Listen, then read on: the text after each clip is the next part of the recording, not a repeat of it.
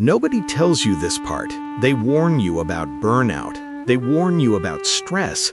But no one warns you that one day you'll wake up and realize you built a perfect life for a version of yourself that no longer exists. You see, I did everything right. Worked hard, stayed late, missed dinners just this once. And then retirement showed up, quietly, and that's when the silence got loud.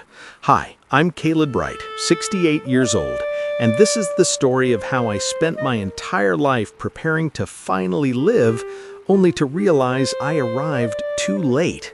Before we go any further, hit like, subscribe, whatever. Not for me, but for future you, because this story might sneak up on you the same way it did on me. Back in my 20s, I had dreams, not wild ones, just stable ones. A good job, a decent house, respect. I told myself, I'll slow down later. Later became my favorite word. My wife Livia used to say, "Caleb, you're here, but you're not really here." I'd laugh it off. "Babe, I'm doing this for us." Classic line, right? My son Harlan stopped asking me to come to his games after a while. Didn't make a big deal about it. That somehow hurt more.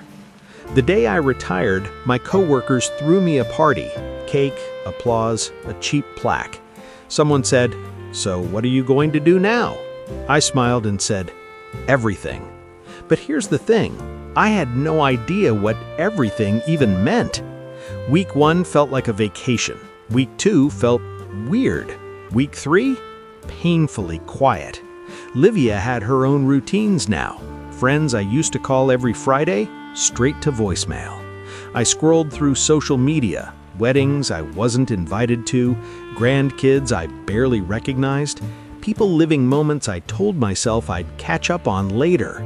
And that's when I thought things couldn't get worse, but they kind of did.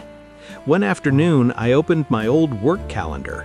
Meetings, deadlines, years of proof that I was important. And then it hit me. Hard. I didn't sacrifice my life for success.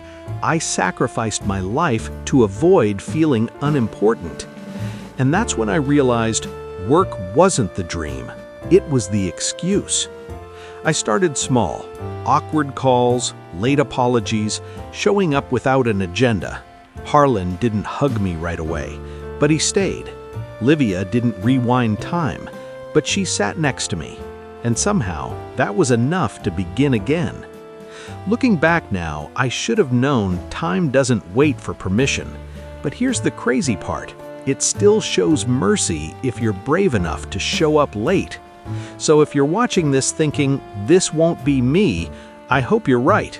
And if you're thinking, this already is me, it's not over. It's just finally starting.